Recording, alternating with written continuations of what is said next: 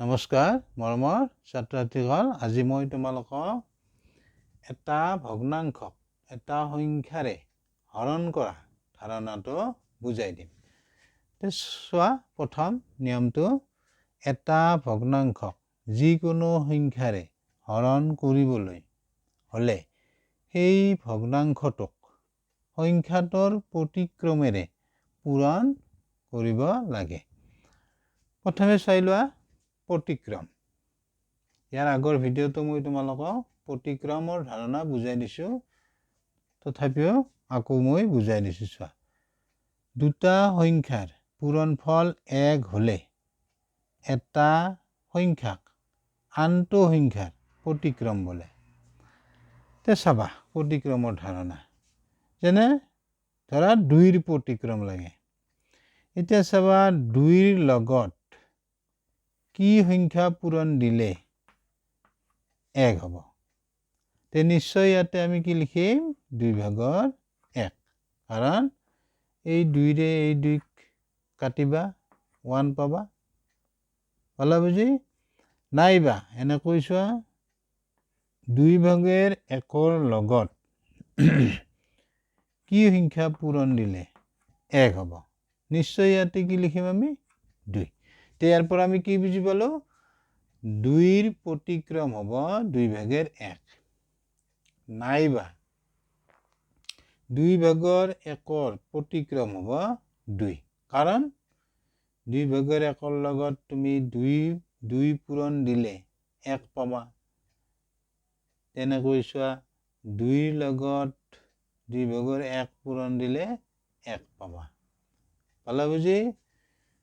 তেনেকৈ তুমি 6ৰ লগত কি পূৰণ দিলে তুমি 1 পাবা।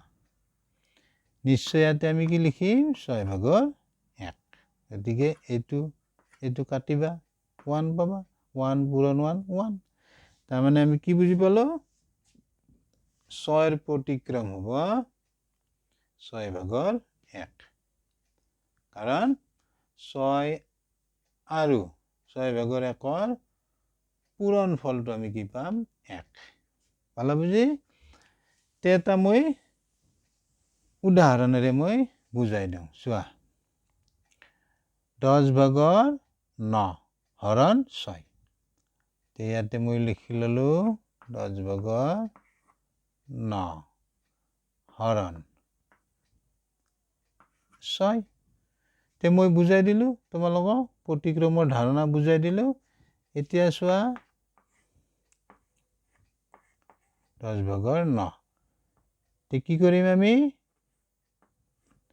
নিয়মটো মতে যোৱা, এটা ভগ্নাংশক, এইটো আমাৰ যিকোনো সংখ্যাৰে, আমি সংখ্যাটো 6 লৈছো, হৰণ কৰিবলৈ হ'লে সেই ভগ্নাংশটোক, অৰ্থাৎ 10/9 সংখ্যাটোৰ প্ৰতিক্ৰমেৰে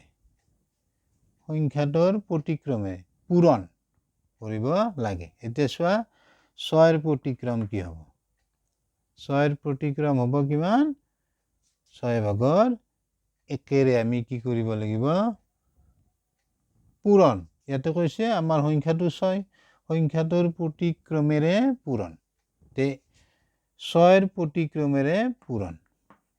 এতিয়া হ'ব 6/1। পালা বুজি? এতিয়া এইখিনিত তুমি এনেকৈ কাটিব পাৰিবা।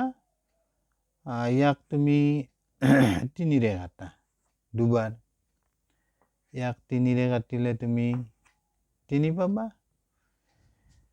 এতিয়া কি থাকিল চোৱা, তলত থাকিল আমাৰ এইটো 10 আৰু এইটো 2। ইয়াতে লিখিবা 10 পূৰণ 2। ওপৰত চোৱা, 3 পূৰণ 1। 3 পূৰণ 1। এইখিনিৰ পৰা পাবা তুমি এইটো 20। এইটো হ'ব 3। এইটো হ'ব লঘিষ্ঠ আকাৰ, কাৰণ 3 আৰু 20ৰ সাধাৰণ উৎপাদক 1। 1ৰ বাহিৰে আৰু সাধাৰণ উৎপাদক নাই।